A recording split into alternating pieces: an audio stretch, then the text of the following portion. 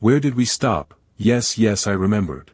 The name of Gilgamesh and Enkidu spread throughout the corners of the city, until he reached the gods, and among them, the Lady of Love and Beauty in the Sumerian religion, Ishtar, went to Gilgamesh and offered him marriage, and Gilgamesh's response was surprising to her by rejecting her.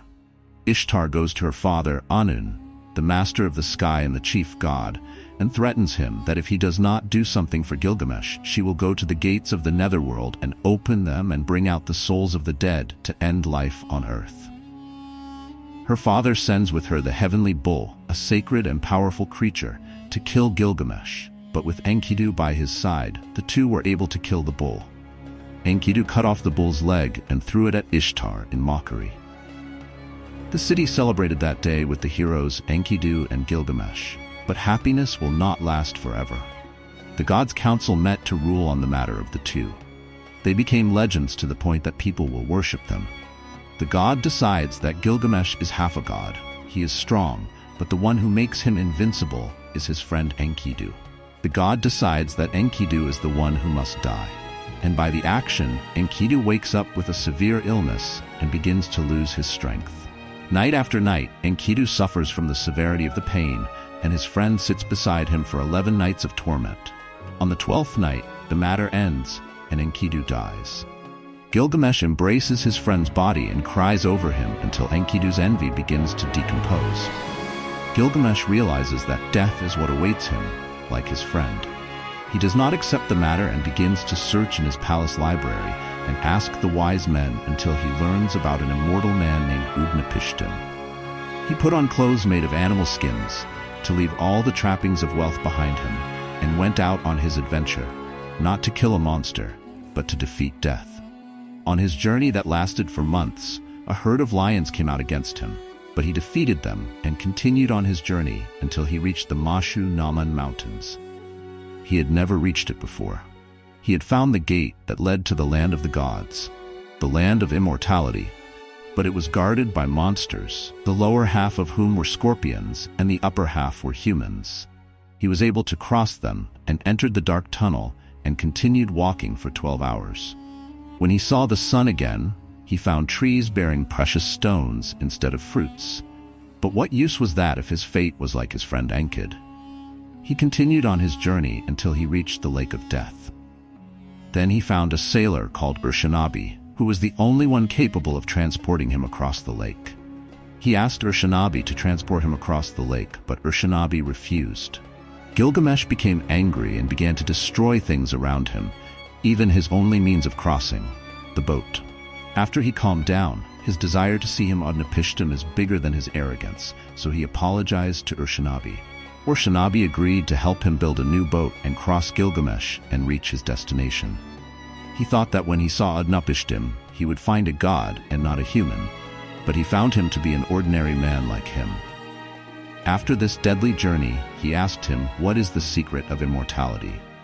Utnapishtim told him a story that you will not believe is in this novel. He told him that the god Enki told the ordinary man Utnapishtim to give up everything he owned and start building a great ship in the middle of the desert. He told him that a group of various animals, a group of agricultural seeds, a group of people, and you and your family were lost in the ship because there is a flood coming that will end humanity. By doing so, the flood came and life on earth ended, except for those who were on the ship. After the flood ended, Utnapishtim brought out the birds and animals, prayed and thanked the god, and the god came to him and honored him and his wife because he believed in them until Taunkas. Doesn't this story remind you of the story of the prophet Noah? The strange thing is that this story is found on tablets that may have been before the existence of the Old Testament of Judaism and Christianity, and it was even mentioned in the Quran, which is something strange. We return to Utnapishtim. After he finished his story, he said to Gilgamesh, "There is no chance coming for you to do as I did. There is no flood or ship, but there is a test. If you complete it, I will tell you the secret. Your test is to stay awake for 7 days without sleeping." Gilgamesh agreed to the challenge. As time passed and he became very tired from the journey, Gilgamesh fell asleep. When he woke up, he found Utnapishtim next to him. He said to him, "You want to defeat death, but you could not defeat sleep." He refused to give him the secret, but Utnapishtim's wife said to him, "Have mercy on Gilgamesh, tell him the secret." Utnapishtim said to Gilgamesh, "At the bottom of this river is the flower of life. Whoever eats from it will fear death." Immediately, Gilgamesh tied stones to his feet to reach the bottom of the river, take the flower, and go out. He decided that he would share it with his people so that they would believe his story. He took the flower and said goodbye to Utnapishtim and his wife and returned to Uruk. On his way, he found a pool of water. He took off his clothes and put the flower in it. He brought it and went down to take a bath. While he was bathing, a snake came and took the flower and ran away. Gilgamesh was sad about what happened and continued his journey, but he realized that when the gods created humans, they made death their end and took immortality for themselves. After a while, he saw the walls of his city from afar. They were high and strong, so he realized that this was immortality. If he treated his people well, his story would live on among them. Even after his death, he returned to his people and ruled among them with justice until the day came when death visited him. But the strange thing is that Gilgamesh became immortal because even after his death 4,000 years ago, we still remember him and know his story well. Subscribe to the channel and activate the bell button to watch the upcoming videos. See you soon.